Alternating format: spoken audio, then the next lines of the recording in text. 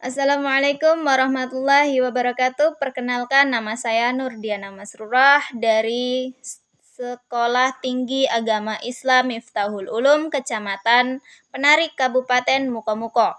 Video kali ini untuk memenuhi salah satu tugas mata kuliah Ilmu Pendidikan Islam yang berjudul Komponen-komponen Pendidikan Islam.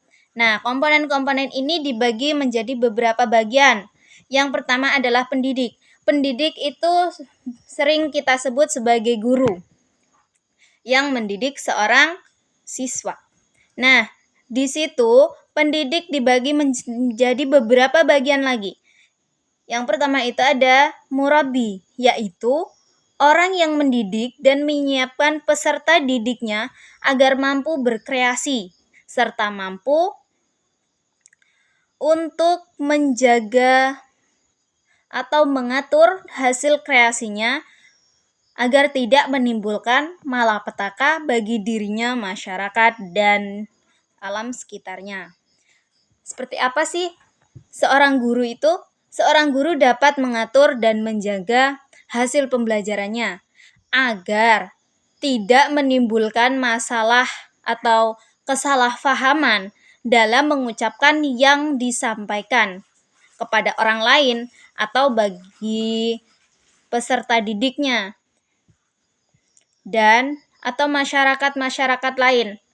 Dan yang kedua itu ada mu'alim. Mu'alim itu orang yang menguasai ilmu dan mampu mengembangkannya serta menjelaskan fungsinya dalam kehidupan, menjelaskan dimensi teoritis dan praktisnya, sekaligus melakukan transferan ilmu pengetahuan, internalisasi serta implementasi.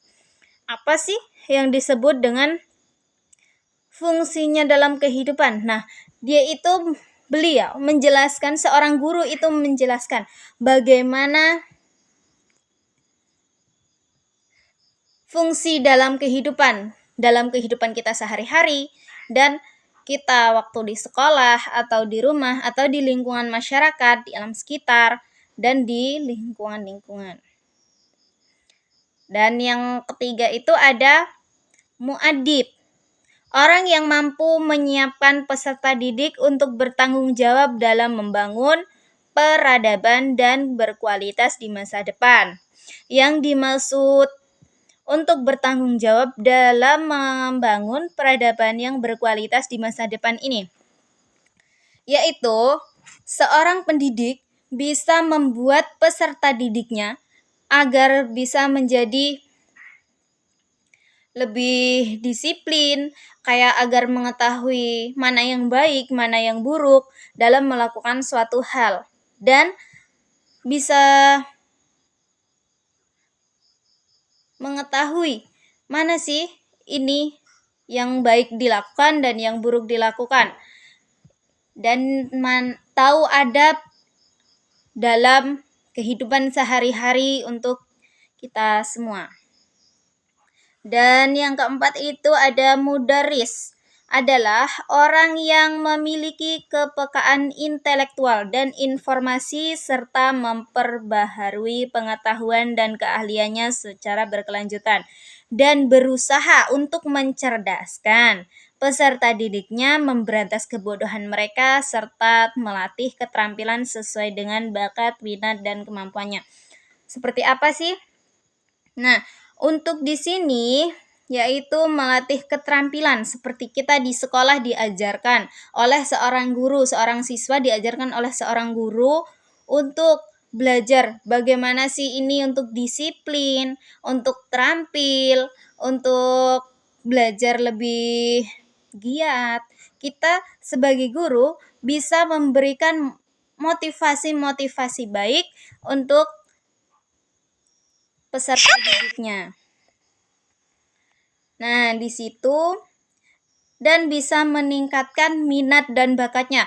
Seperti seorang siswa ini yang awalnya belum bisa menulis atau belum bisa membaca. Nah, dari situlah kita belajar. Sedikit demi sedikit kita bisa mengajarkan, seorang guru itu bisa mengajarkan untuk anak ini bisa lebih giat belajar agar bisa membaca dan menulis yang rapih dan bisa membaca yang lancar. Nah, yang kelima itu yang terakhir ada mursyid, yaitu orang yang mampu menjadi model atau sentral identifikasi diri atau menjadi pusat anutan, teladan, dan konsultan bagi peserta didiknya. Seperti apa sih? Nah, ini seorang guru, kita tidak boleh melakukan hal yang tidak baik kepada seorang peserta didiknya. Mengapa? Karena seorang guru itu menjadi panutan seorang peserta didiknya. Jadi apa yang dilakukan seorang guru itu bisa berpengaruh juga kepada seorang muridnya. Jikalau gurunya baik, maka muridnya pun bisa ikut baik. Begitu. Yang kedua, itu ada komponennya peserta didik. Dan di situ peserta didik. Peserta didik itu seorang individu yang sedang tumbuh dan berkembang, baik secara fisik, psikologis, sosial, maupun religius. Peserta didik ini tidak hanya melibatkan anak-anak, tetapi juga orang dewasa, seperti guru yang kita singgung sebelumnya. Sementara istilah anak didik hanya dikhususkan bagi individu yang berusia kanak-kanak untuk belajar agar lebih baik lagi. Nah, di situ ada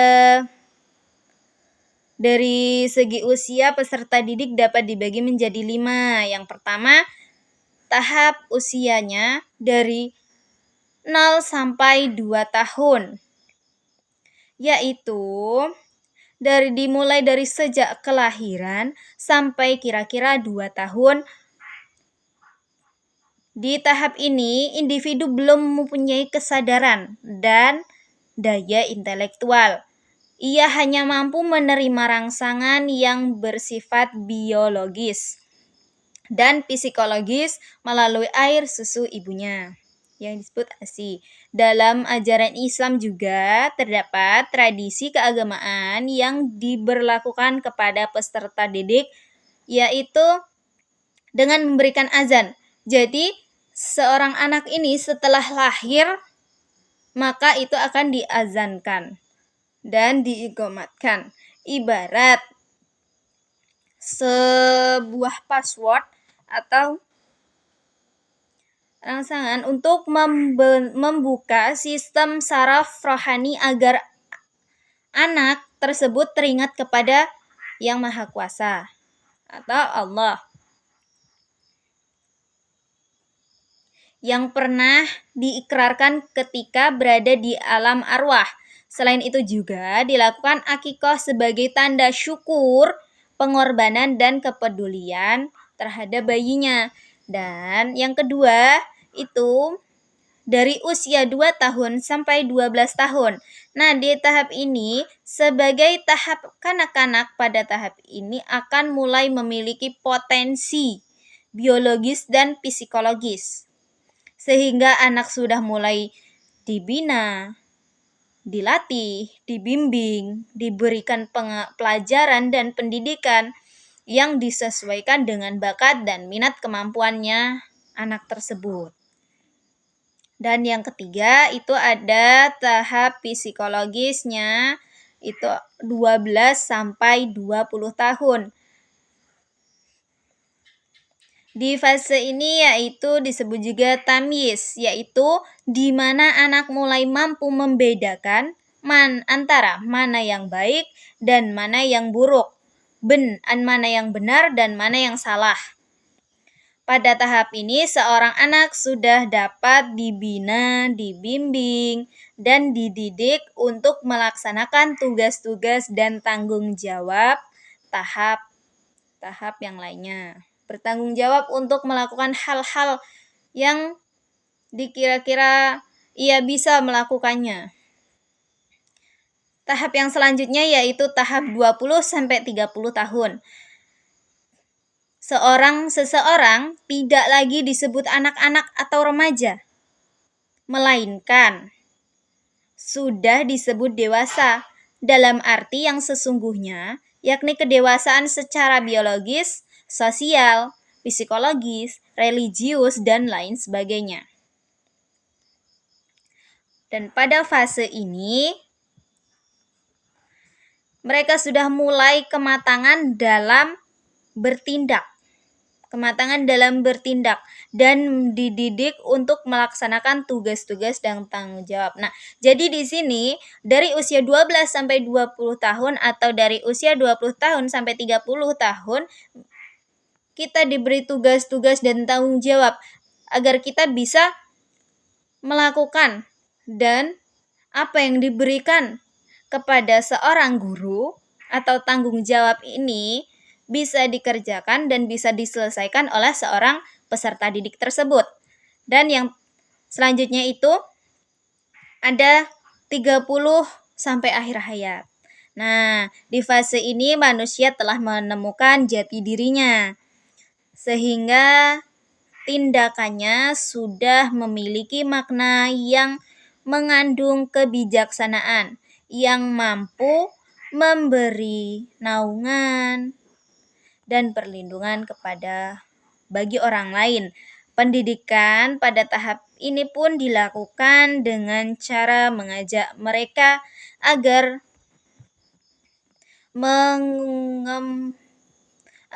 bisa mengamalkan ilmunya atau mengamalkan keterampilannya, pengalaman, dan harta benda untuk kepentingan masyarakat. Seperti kita di usia tersebut, kita bisa mengamalkan ilmu-ilmu yang sudah kita dapat dari usia-usia dini menuju usia yang selanjutnya kita bisa mempelajari. Dari situ kita sehingga bisa melakukan hal-hal yang diberikan oleh pendidik tersebut. Nah, komponen yang ketiga itu ada lingkungan pendidikan. Lingkungan pendidikan itu meliputi segala kehidupan atau kebudayaan, yaitu disebut ada 3. Yang pertama itu ada lingkungan keluarga. Seperti apa sih lingkungan keluarga tersebut? Nah, pendidikan lingkungan keluarga yaitu lingkungan pertama bagi anak. Lingkungan keluarga itu lingkungan pertama bagi anak. Nah, di dalam itu ia bisa mengenal nilai-nilai dan norma. Karena itu keluarga merupakan pendidikan tertentu atau yang bersifat informal dan kodrati. Pendidikan dilakukan keluarga berfungsi untuk memberikan dasar dan menumbuhkan perkembangan anak sebagai makhluk individu sosial dan religius. Nah, di situ keluarga yaitu merupakan pendidikan yang pertama bagi anak karena agar anak tersebut bisa memperoleh pendidikan di lingkungan ini sebelum mengenal lingkungan lainnya. Yang pertama itu ada pendidikan mental, pendidikan dalam kandungan. Nah, di dalam kandungan itu kita sudah memberikan pendidikan seperti kita sering mengaji atau sering melakukan hal-hal baik. Dan yang kedua itu ada pendidikan setelah lahir, yaitu memberikan dasar tanggung jawab keluarga terhadap pendidikan, meliputi itu ada motivasi cinta, kasih yang menjiwai hubungan orang tua dengan anaknya, menyayangi anaknya, dan memberikan motivasi kewajiban moral orang tua terhadap anak, tanggung jawab sosial sebagai bagian dari keluarga. Nah, dari situ kan nih kita dididik, pendidikan pertama itu dari lingkungan keluarga. Dari kita sebelum lahir sampai umur 2 tahun itu kita dididik oleh keluarga. Nah, di situ kita dididik, yang awalnya kita belum bisa apa-apa, kita diajarkan untuk bisa berjalan, merangkak berjalan, dan berbicara sedikit demi sedikit sehingga kita bisa berbicara dengan lancar dan bisa belajar memasuki untuk usia-usia selanjutnya. Yang kedua, itu ada lingkungan sekolah, yaitu pendidikan di lingkungan sekolah, yaitu lingkungan kedua bagi anak. Disinilah potensi agar berkembangnya dan menumbuhkan perkembangan anak tersebut merupakan tumpuan dan harapan orang tua, masyarakat dalam kehidupan berbangsa. Tugas sekolah itu sangat penting dalam menyiapkan anak-anak kehidupan masyarakat. Untuk kehidupan masyarakat. Sekolah bukan semata-mata sebagai konsumen tetapi juga sebagai produsen dan memberi jasa yang sangat erat hubungannya dengan pembangunan. Pembangunan apa sih? Di sini pembangunan dari karakter seorang peserta didik tersebut. Jenis pendidikan sekolah adalah jenis pendidikan yang berjenjang dan berstruktur dan berkeseimbangan, berkesinambungan sampai dengan pendidikan tinggi. Jenis pendidikan sekolah mencakup pendidikan umum, pendidikan kejuruan, pendidikan kedinasan, pendidikan keagamaan, pendidikan angkatan bersenjata Republik Indonesia. Dan di situ juga mereka berkembang peradaban manusia. Orang tidak mampu lagi untuk mendidik anaknya pada masyarakat yang semakin kompleks. Anak perlu persiapan khusus untuk mencapai masa dewasa. Persiapan ini perlu waktu, tempat, dan proses yang khusus dengan orang-orang tersebut.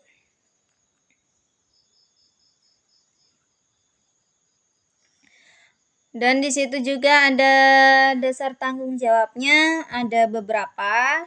Yang pertama itu ada tanggung jawab formal kelembagaan, ada keilmuan, ada fungsional. Yang ketiga ada lingkungan masyarakat. Lingkungan masyarakat ini merupakan kelompok sosial terbesar dalam suatu negara.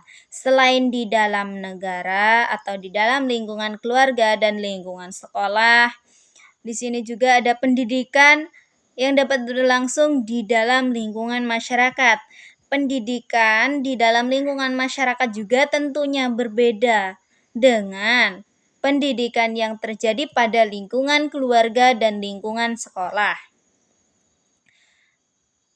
yaitu masyarakat yang terdiri dari individu-individu dalam suatu kelompok masyarakat hingga dapat dipisahkan antara yang satu dan yang lainnya dalam sebuah mata rantai kehidupan. Pendidikan di lingkungan masyarakat, yaitu salah satu lingkungan pendidikan yang besar pengaruhnya. Seperti apa sih perkembangan pribadi seseorang, pandangan hidup, cita-cita bangsa, sosial budaya dapat dikembangkan. Ilmu pengetahuan akan mewarnai keadaan masyarakat tersebut. Dan masyarakat tersebut mempunyai peranan penting dalam mencapai tujuan pendidikan nasional. Melalui pendidikan di masyarakat, anak akan dibekali dengan penalaran keterampilan. Sering juga pendidikan di masyarakat ini dijadikan upaya mengoptimalkan perkembangan diri seorang peserta didik. Nah, di situ Komponen yang selanjutnya yaitu ada materi pembelajaran. Nah, di situ sudah ada guru, sudah ada peserta didik. Nah, kita lanjutkan dengan materi pembelajaran. Jikalau kita hanya mempunyai guru dan seorang peserta didik, bagaimana kita akan melakukan pengajaran tersebut jikalau tidak ada materi pembelajaran? Nah, sedangkan itu di sini ada materi pembelajarannya. Materi pendidikan itu kaitannya erat dengan tujuan pendidikan. Isi pendidikan berkaitan dengan tujuan pendidikan dan berkaitan dengan manusia ideal yang dicita-citakan untuk mencapai manusia yang ideal.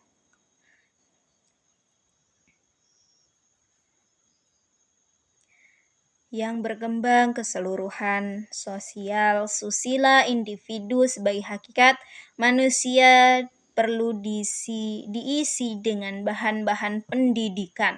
Nah, pendidikan itu pembelajaran menjadi hal yang utama. Yang pertama itu disusun sebagai secara biologis, secara logis, itu ada teori. Apa sih teori itu? Seperangkat konstruk untuk konsep atau definisi yang saling berhubungan yang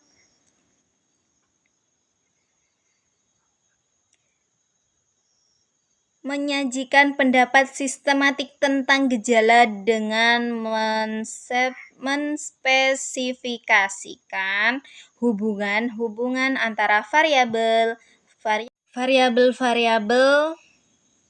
yaitu menjelaskan dan meramalkan gejala tersebut. Nah, yang kedua itu yaitu konsep, yaitu kekhususan merupakan definisi singkat dari suatu kelompok atau gejala tersebut. Yang ketiga itu ada generalisasi, yaitu sebuah kesimpulan umum berdasarkan hal-hal khusus bersumber dari analisis atau pendapat pembuktian dalam penelitian seseorang tersebut. Yang keempat ada prinsip, yaitu ide utama. Yang kelima ada prosedur, yaitu seri langkah-langkah.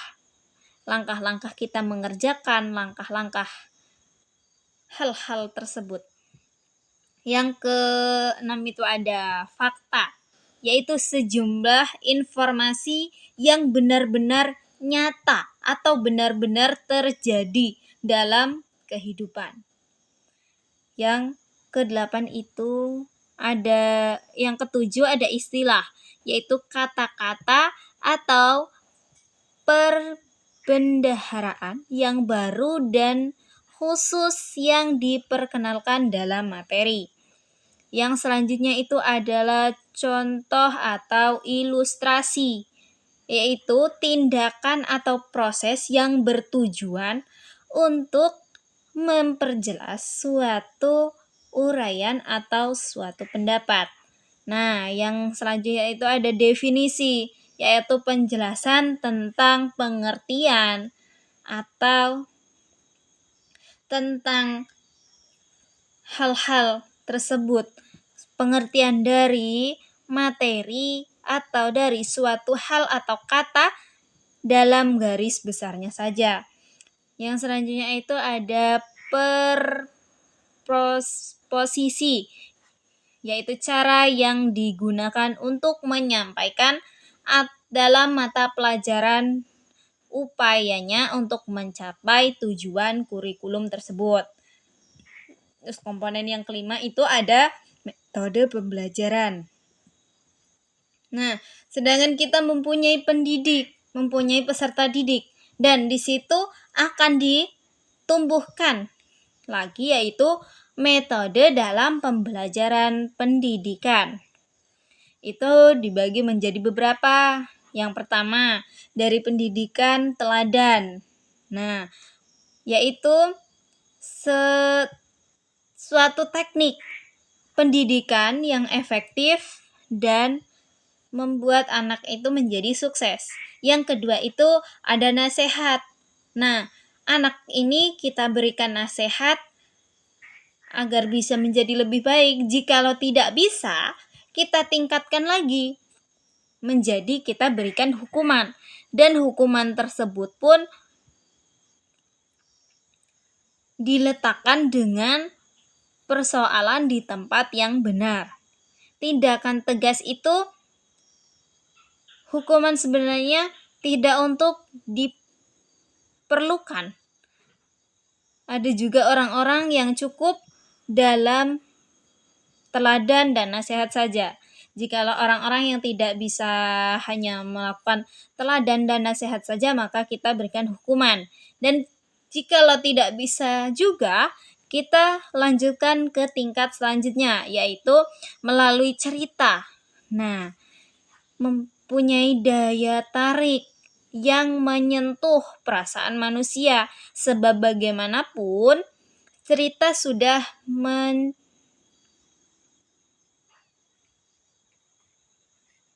merajut hati manusia dan akan berpengaruh dalam kehidupan mereka.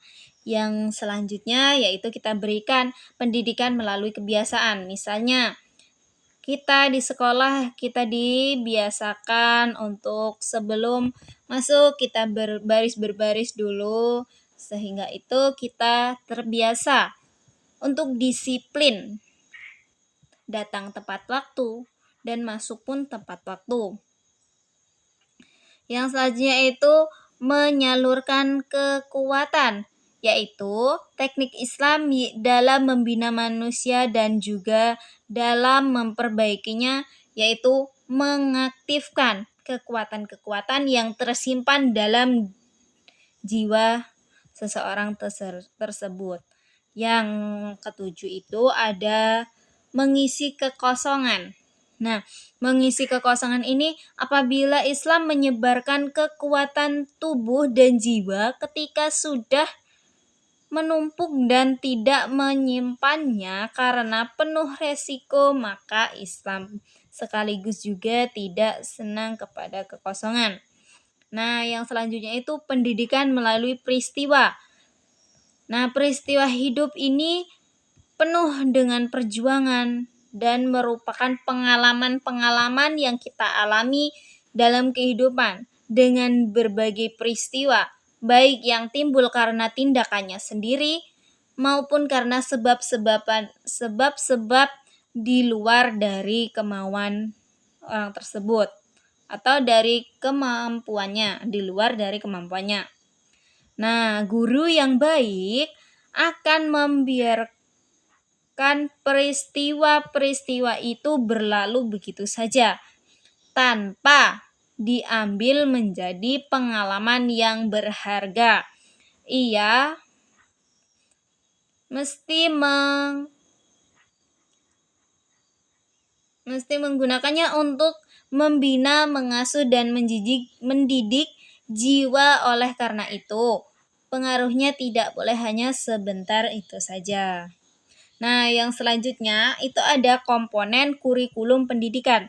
Nah, di kurikulum pendidikan ini yaitu salah satu komponen yang sangat menentukan dalam suatu sistem pendidikan. Karena itu, kurikulum merupakan alat untuk mencapai tujuan pendidikan dan sekaligus sebagai pedoman dalam pelaksanaan pengajaran dan semua jenis dan tingkat. Yaitu pendidikan, setiap pendidik haruslah memahami perkembangan kurikulum. Misalnya dari kurikulum K13 menuju kurikulum Merdeka atau kurikulum yang selanjutnya yaitu mungkin dari kurikulum KTSP K13 sampai ke kurikulum Merdeka yang dapat kita lakukan saat ini. Nah, mungkin hanya ini yang dapat saya sampaikan, kurang dan lebihnya dari awal sampai akhir mungkin banyak kesalahan, saya mohon maaf yang sebesar-besarnya. Saya akhiri, wallahu muwaffiq ila aqwamit thoriq. Wassalamualaikum warahmatullahi wabarakatuh.